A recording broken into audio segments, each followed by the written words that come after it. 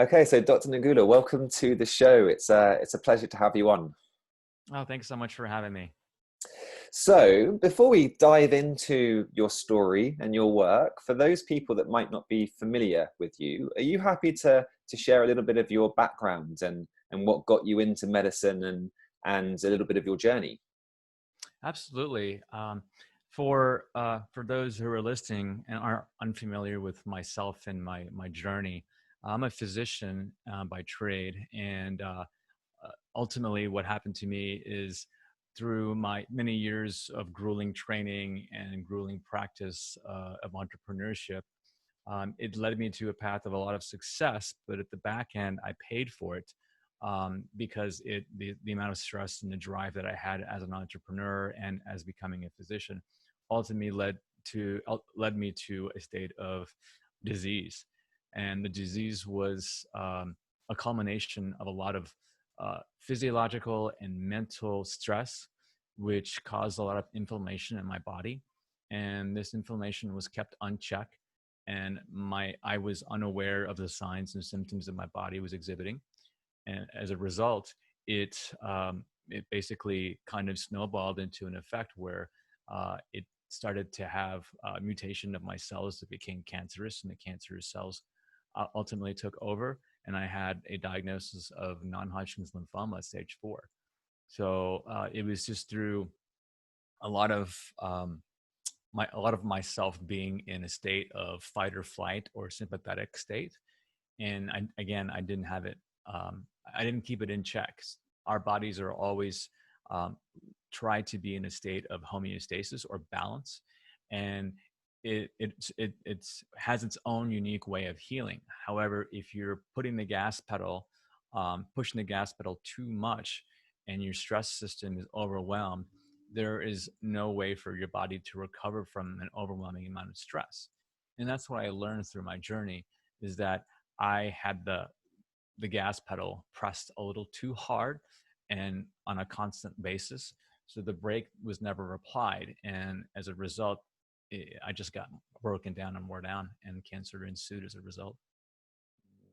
And sitting here today, sort of March 2020, what's the sort of the chronological time frame? When was the diagnosis? So I was diagnosed in 2014, February 12th, Okay. 2014. And it was actually a year after I had exited my practice. So you would think logically, well, the stress was gone for a year because I didn't have to work, and I was actually living a really good life in that year before. After after I left my practice, and when I was diagnosed, I had just gotten married. I was about to start a new family, and I literally was about to turn a new chapter in my life. So knowing that, does it make sense that I had cancer? Yes, if you understand the whole aspects of why a person gets cancer. It's not a one-time incident or an inciting event. It's typically a culmination of things over time that leads to a person to chronic disease, or in my case, cancer. Okay. And you mentioned sort of not picking up signs and symptoms that the body was sending you. So looking back, can you now see what some of those signs and symptoms were? Yeah, good question. For me, knowing what I know now, I knew that my body was in a chronic state of inflammation. I know this because of how my body felt. I was never in tune with my body, and I don't think many people are on a regular basis or in tune with their bodies. So I was waking up in a state of brain fog, and I thought that that was just a normal way of waking up.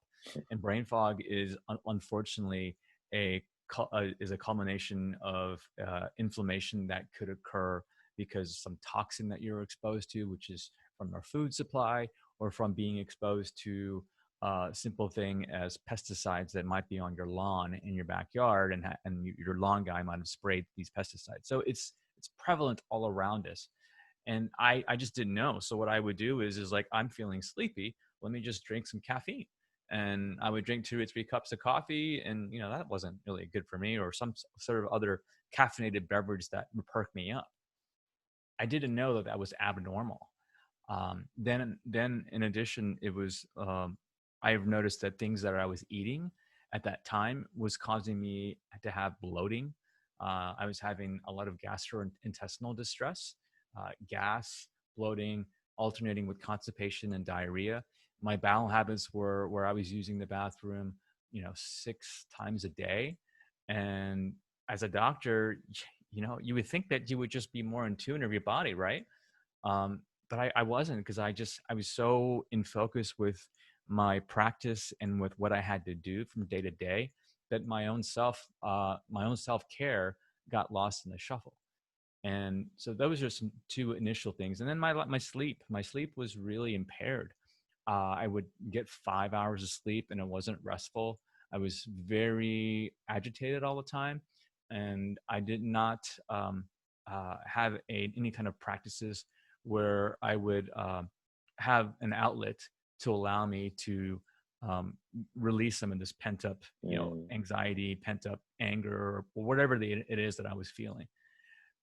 And I think a lot of people in society are experience that and just don't know it because we're just not in tune with our own bodies. Yeah, I think that is a really key point. Both that, well, you brought up a lot of really important points there. One, that I think we're not in tune with our bodies. Secondly, that I think we get so accustomed to how we're feeling that it becomes the norm, doesn't it? A great example being how we feel on waking. Do you feel refreshed? But if you haven't felt that for 5, 6, 7 years, I think, and this is what clients often find, you just don't realize how you're meant to feel anymore. I know I've probably been there to some degree myself.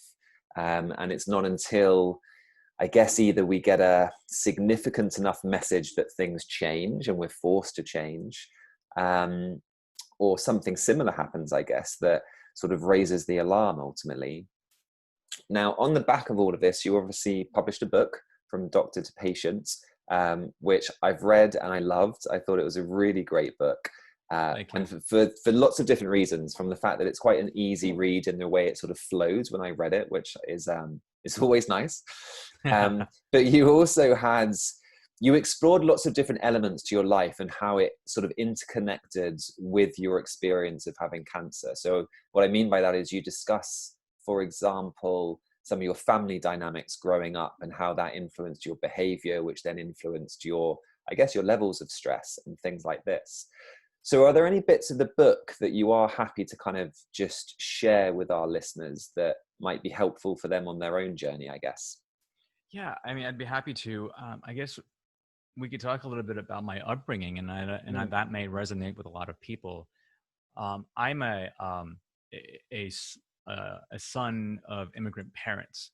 My parents came to this country and they were very young. My mom was 19, my dad was 24, and they came from India. So they came here with the intent for my dad to do his residency training in the States. He's also a physician.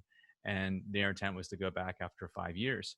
So my mom didn't know the language. My dad, knew the language, but didn't know the culture, right? Because it's a whole different culture. Mm. Back then, India was very Eastern, and it was very poor.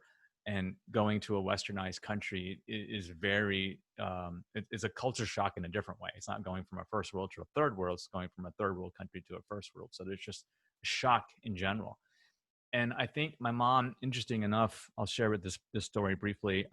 My mother and my father told me many years ago, when my mom was having me with the last trimester of her pregnancy, was a little bit traumatic, in the sense that she wasn't able to eat the food in the States because her body wasn't acclimated to the taste. So and plus I feel that she was highly anxious because she left home where all of her family was, and she didn't have anyone when she came to the States. So she came into a country where there was literally no one aside from my father to really communicate with. Mm. And then she had a newborn child to take care of. And so in the months leading up to my birth, it was just all anxiety driven. And my mom actually lost weight compared to her baseline during the last trimester of her Wow. pregnancy. So imagine what that does to a body that's in utero. That person is going to absorb all that stress, and they're going to go through changes physiologically when they come out. So I believe I came out into the world in a state of fight or flight. I feel like I was just um, I was looking for some type of comfort, and I wasn't getting it because I was used to being in a state of distress in my mom's body. And my mom was unable to comfort me for a period of 3 to 5 months after I was born. I was always colicky, and they just attributed to me being, cranky as a baby. And after a lot of research and thinking, and after I was writing my book, I came to the conclusion that I was born in a state of fight or flight. And months after, and through my entire life, I didn't know how to be in a rest or digest state. I was always in a state of fight or flight, and I didn't know how to breathe um, uh, where it was a more diaphragmatic, relaxed breathing. I was always shallow breathing. And it wasn't until about a year ago that I discovered how to breathe normally, which is to breathe from the diaphragm. And that's important because if you breathe from the diaphragm, it allows your system to relax. If you're breathing from the chest, the shallow breathing, you're accentuating or you're putting yourself into a state of fight or flight. So that was huge for me. And I've realized now that breathing is like one of the most important strategies for me and for anyone in general to really get into a more relaxed state. And it's one function of our body that we can perform consciously and unconsciously. And it's so powerful that it can help us relax quickly.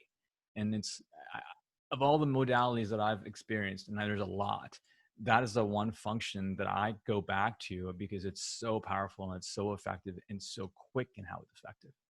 Yeah, I completely agree with that. I think having practiced meditation, admittedly on and off over the last few years, I've definitely got into some deep meditative states when I've been consistently, daily practicing for a minimum of half an hour a day. But it takes a few months ultimately for me to be consistent before I feel that I get into those states. But with breath work, first session, and I'm experiencing a similar sort of sensation.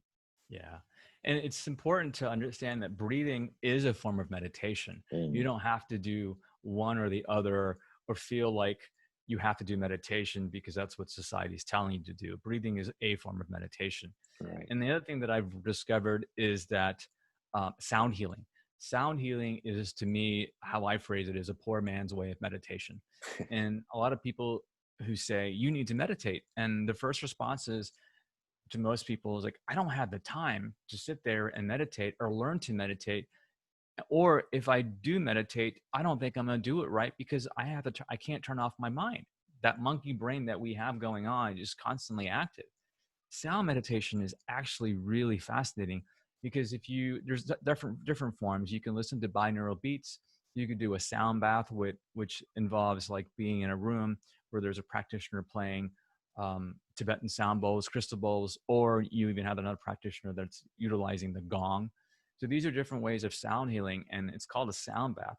And what happens, let's go specifically to binaural beats.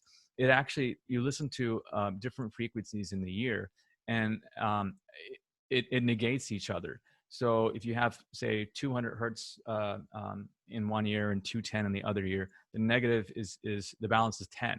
And so the frequency of 10 hertz actually puts you into an alpha state.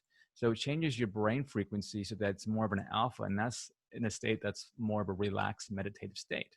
So it puts you into this state without even have to doing anything. So you're getting the benefits of meditation without really having to learn or meditate. So that's why I really like that. It's another way of meditating that's passive, and it still has the same benefits. Yeah. And do you know anything about sort of the energetic elements of things like a sound bath, sort of the frequencies being created that are influencing us physiologically in some way?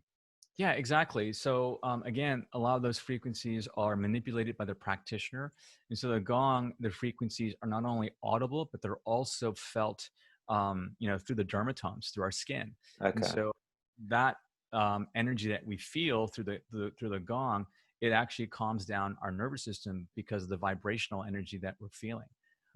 The crystal bowls or the Tibetan bowls, from my understanding, is you're playing different frequencies, so you could tune into a heart frequency, right? which actually allows someone to be more of the heart center.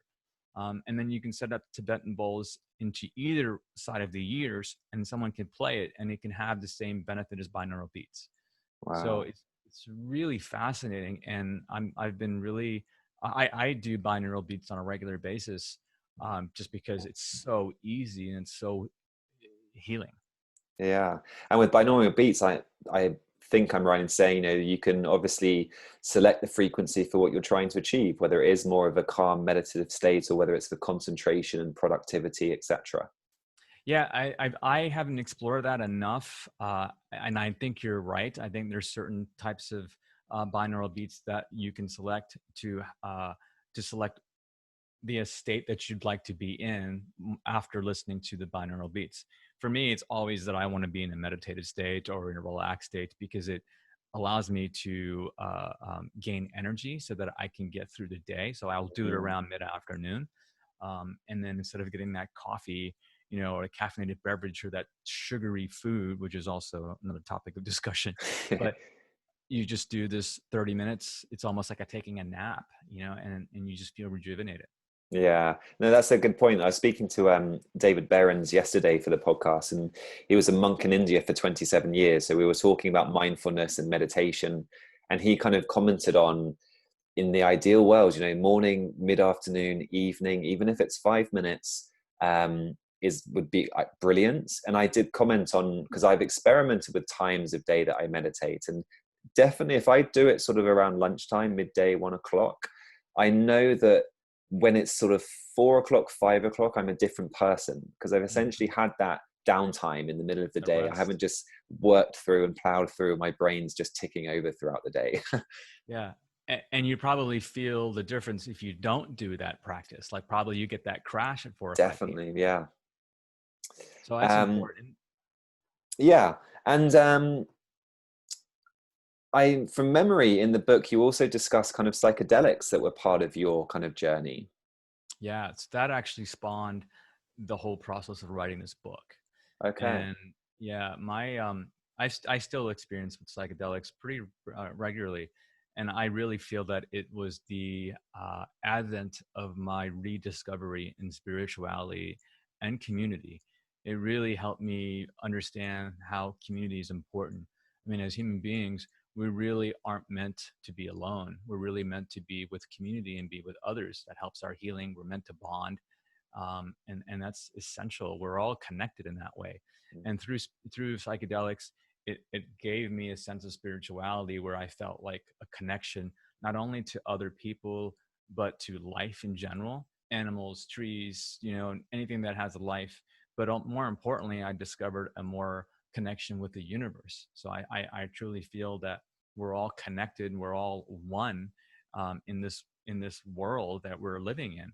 And as a result, because of that, I've learned that my impact, and my thoughts have an impact on anybody else. My behavior has an impact on anybody else. And that in turn can have an impact on other people as well as myself. So I am trying, I understand that. And I feel that my role now is to be of service to others. That's how my spirituality has changed. The discovery of being, of knowing that we're all one, we're all connected. It's made me want to be of service to others. And psychedelics itself, there's a lot of research behind it in terms of its benefits. I mean, it has a lot of benefits in terms of neuroplasticity, where we're actually increasing our connections to various parts of our brain that were previously either shut or never developed. So, and that's been shown on functional MRIs. It's been shown repeatedly through research. Additionally, there's been tons of research in its benefits with depression and anxiety. And for myself, I was suffering a lot of that simply because of the lifestyle I was leading and because of the cancer and all the other things that I went through with cancer and afterwards. And there's been a lot of research that's been published that it actually turns off this specific area in our brain. It's called a default mode network, or the DMN. And essentially, this is an area where it's egocentric, where we have our rumination and these negative thoughts that we have about ourselves or negative thoughts in general. It lies in this default mode network. And so what happens is when you take psychedelics, it actually turns this network off. It resets it. You can't eliminate it because it's a huge integral part of our brain, but we can mitigate it by this reset function that psychedelics have. So it's really amazing what this is doing for ourselves, and it's really refreshing to know that there's a lot of research that's currently underway. In the U.S., the FDA, they fast track both MDMA and psilocybin into clinical trials. So psilocybin is currently in phase 2 trials, and MDMA is currently in phase 3 trials. And they're looking to, I would say within the next 18 months, maybe sooner, but no more than 2 years, of where this will become legalized.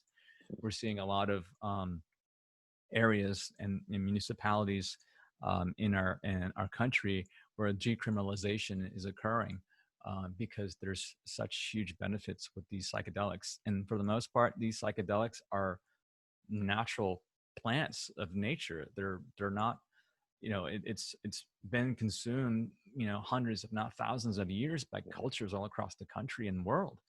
So it's really more about understanding the benefits. And I do agree that the trials are necessary so we can understand that there is benefits, and we need to understand the comparisons with other medicines, and also look at it from a broad spectrum as to what potential harm it could come to for different people.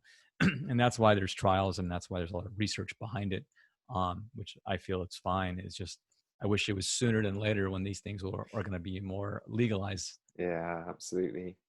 Um, no, I'm fascinated by psychedelics. I was reading a paper yesterday around psychedelics and I guess, their ability to enhance our creativity. And obviously, there are various big names in various industries that have kind of attributed psychedelics to part of their inspiration, their growth, and their creativity. Um, so obviously, you've mentioned psychedelics. We've mentioned sort of music and sound therapy. We sort of literally mentioned diets, which we can probably come back to and just touch on as well. I'm missing something that we've already discussed. We touched on something else at the very beginning. Are there any other key areas that you felt within your journey and within your overall sort of treatment program were significant in your recovery? Yeah, I think from what we've discussed, a lot of those things that were in my book we've already touched on. But the biggest thing, and I guess we can talk to about it now if you'd like, about diet and Mm, those specific changes. Um, I really feel that if a person changes their diet, I think 75%, maybe even higher, of disease processes can be eliminated. And I know how it is in the States. I don't know how it is in the UK in regards to the amount of processed foods that we consume and that we're constantly bombarded with. I mean, everywhere in the States, every corner you'll see a fast food restaurant like a McDonald's, or fast casual restaurant. And unfortunately, these foods that they have are, of course, they're edible, but there's no nutrition value, and they're highly processed. And not to mention, there's everything is non-organic, so everything has a lot of residue of pesticides, and not to mention the meat is not going to be organic, so you're going to be at risk of consuming hormones and antibiotics, and all these substances create havoc and inflammation because it really disrupts our gut. And and the underlying problem is that if we disrupt our gut, we cause a cascade of problems, including inflammation, which ultimately leads to chronic disease. And 75 to 80% of our immune system lies in our gut. So if we impair that, the integrity of our gut, and we compromise that, we're really going to be suffering for many years of constant infections, viral infections, colds, bacterial infections. And these are all signs that you have an impaired immune system, which is caused by a disruption of our gut. So that's why I feel if you are able to optimize your diet and eat healthy, eat organic, eat a variety of fruits and vegetables, you're able to get the necessary nutrients, the phytonutrients, the antioxidants, just from our diet, and that's going to allow us to really keep ourselves in a state of health and not disease.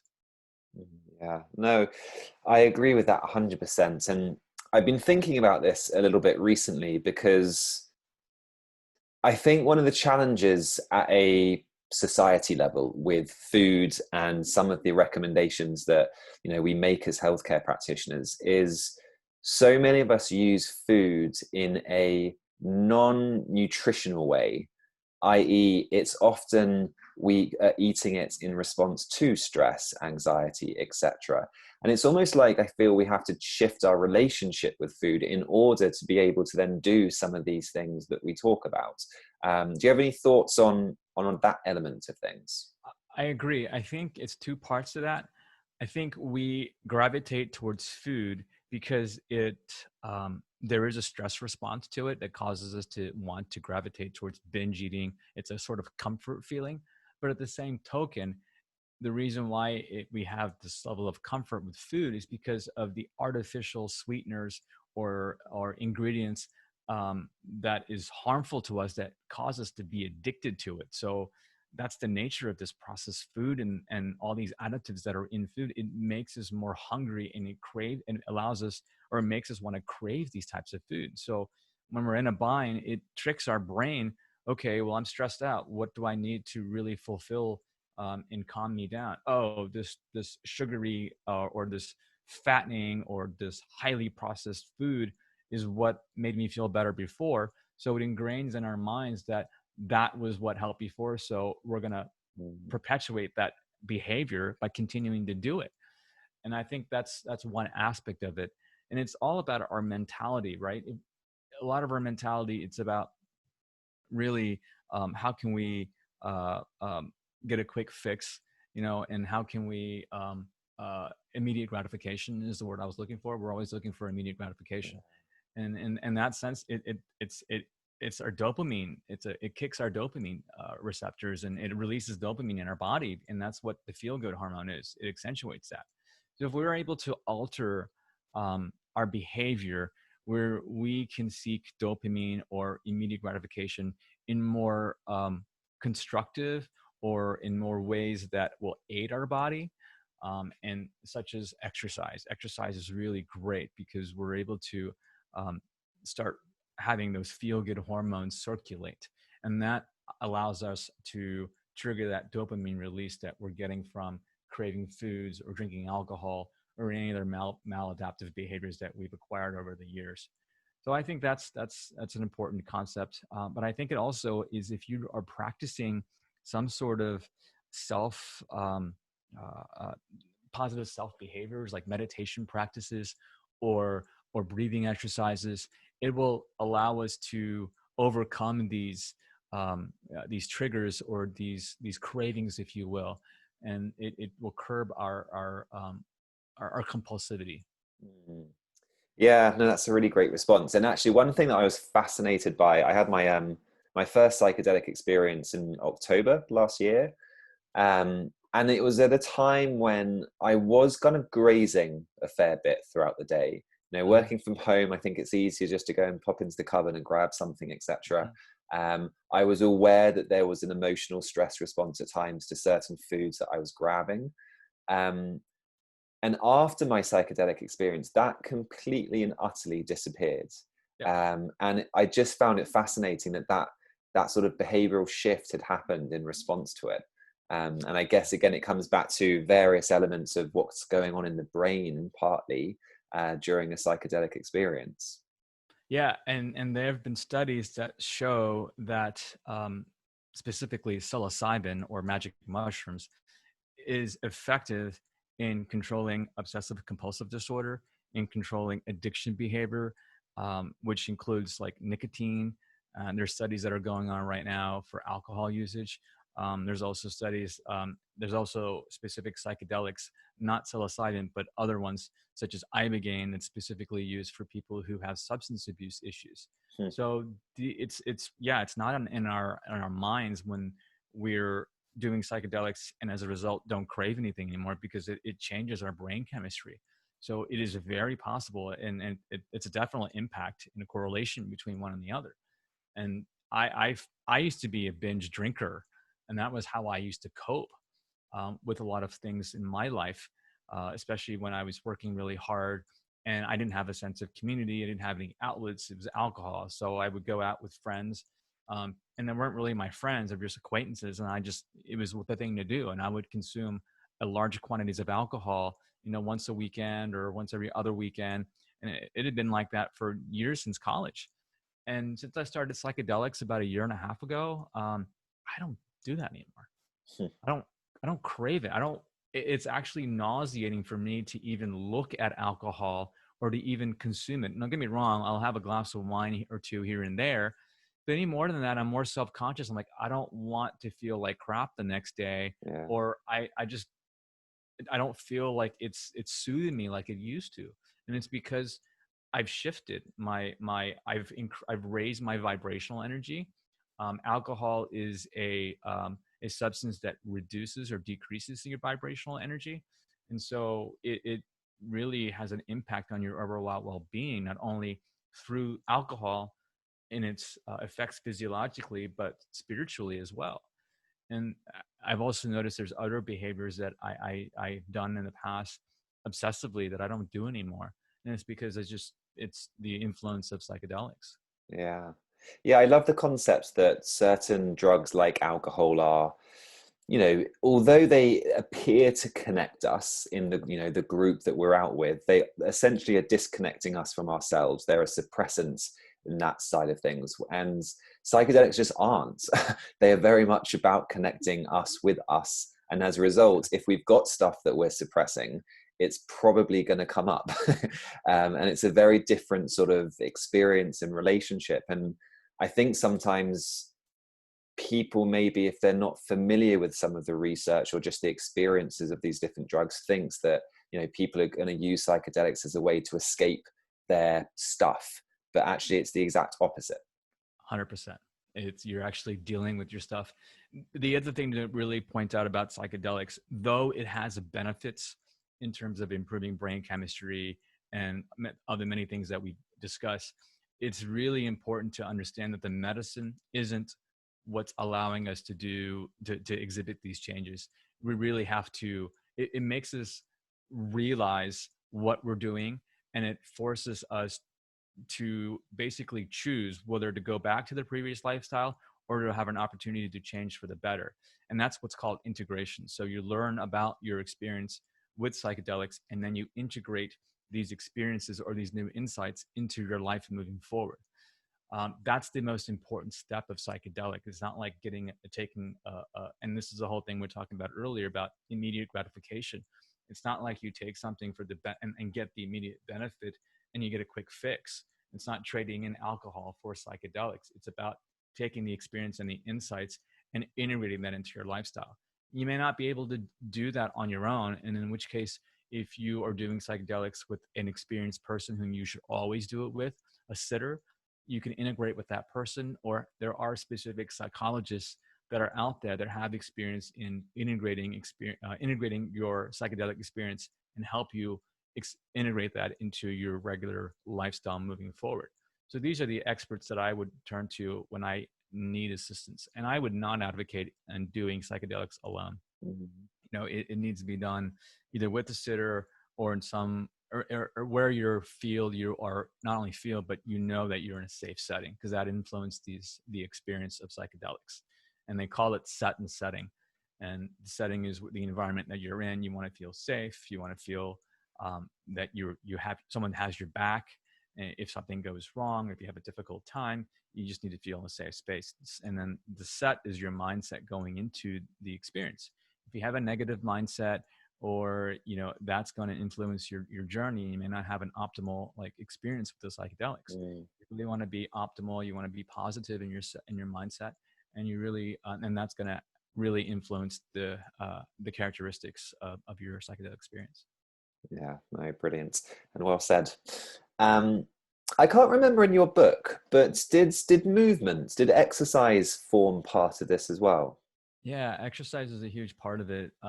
For me, I talk about it in my book regarding to whether or not to exercise during treatment.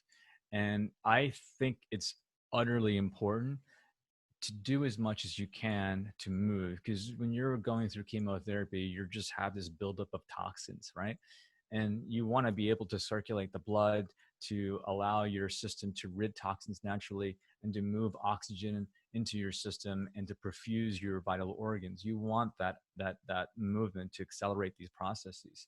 But in general, aside from talking about exercise with chemo or any type of treatment that you may be going through for disease, it's really important to do regular movement exercise. You know, it's good for the body, it's good for the brain, it's good for the soul. There's so many benefits of it, you know, with it releasing a lot of the feel good hormones that we have in our brain, and it unlocks that, and it helps improve our mood. The exercise that I'm more advocating now, obviously cardiovascular is important, but you can do cardiovascular work, you know, with walking around the block briskly or whatever. You don't really have to run a 5K, 10K, or a marathon. Right. The other thing that's important that I want to stress is that we're in a society where we're plagued by technology. Technology is a boon, but at the same point, it could be our downfall. Mm-hmm. You know, I work from home. You work from home too. So we're by our computers, and it enables us to be in this crouched position where we're hunched forward, and that really puts a strain on our bodies and our backs, and all of our posterior side, where you know, we don't address that side of our body.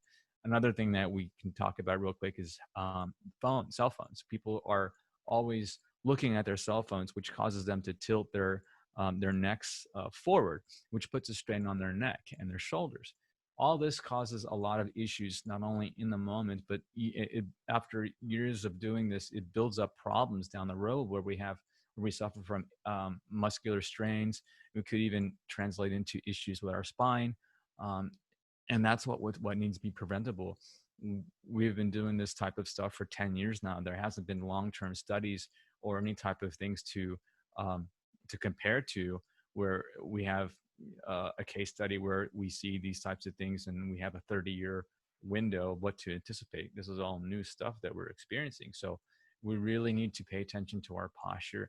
We really need to also pay attention to developing our posterior side to balance the utilization of our anterior side, because we're anterior dominant. We're walking forward all the time. We're sitting, you know, in a crouched position. We're not addressing the backside, which if we walked backwards, wouldn't be able to build up those muscles, right? But we don't do that. That's why if you're going to train and if you're going to go into athletics or do some type of functional training, you need to address the posterior side. Mm. No, absolutely. I think that's really interesting, and I think the sort of the strength element of exercise for me is just so fundamental now. I mean, there's some really interesting studies that have correlated like grip strength with longevity, for example. So I think, you know, that element of things for me is essential ultimately, and is a great way of supporting the postural side of things. You know, things like our deadlifts as a way to work that posterior chain. 100%. And it's one exercise that benefits the entire body. You're talking about your legs, your core, your upper back, and cardiovascularly. So and you have to do it right. There's a specific way to do it, and you need to have a trainer teach you. Otherwise you could blow out your back. Right. Yeah. Excellent. Dr. Nagula, I'm mindful of time. Is there anything that you would like to sort of sum up with? Anything you want to emphasize, or something we haven't yet mentioned that you would like to? I think we covered a lot of information here today, and a lot of tenets that I wrote about in my book. And I ultimately feel that to attain well-being, it's all about a balance of mind, body, and spirit. And if you achieve a balance of those three elements, you're on your way to attaining well-being. Nice. Very nice. I like that. Yeah, and I would agree. And everything we've discussed I guess at all three levels can influence it. I'm trying to find more research at the moment in regards to musculoskeletal alignment and how that can influence sort of us energetically, for example. You know, this idea, I guess, of if we have, what am I trying to say? If we have imbalances in our alignment, how is that going to impact us at It's sort of non-physical levels, whether it's energetically, neurologically, maybe, and things like this. So I'm a huge advocate. That's really interesting because that it brings up a point which we didn't discuss, which I'll bring up real quickly about trauma. Trauma is stored in our bodies, Mm, right? And so by, this has been proven over and over again by research. And for me, like I have a lot of stored trauma. And if I literally stretch out my body, whether I do yoga or whether I do some type of exercise where I know my body's being stretched out, I feel this emotional release. Like I feel improved in terms of my mental state. And especially if I'm really experiencing a lot of anxiety or emotions that aren't serving me well, I've noticed I've been paying attention more to my body, and I feel like my body gets into this contracted state to where I'm bent forward, and it's in a position of fear, and that over time, causes contractions and causes spasms and imbalances in our body. So it also perpetuates those emotions. So you have to break the cycle. So if you are aware of your posture, in terms of bringing it forward or whatever it is with a specific emotion, if you're able to um, uh, counteract that, you're able to release that emotional state that you might be in, and it's going to definitely feel 100 times better. That's why yoga is so good. Other movement exercises like tai chi, qigong, they're very good because they're mindfulness, mind body exercises that are meant to really strengthen the body, but as well it helps you emotionally because it mm. releases some of the stored trauma. Yeah, no, that's a really good point. Brilliant. Dr. Nagula, thank you so much for sparing some time to come and chat to me. It's been a real pleasure. Thanks for having me. I appreciate it.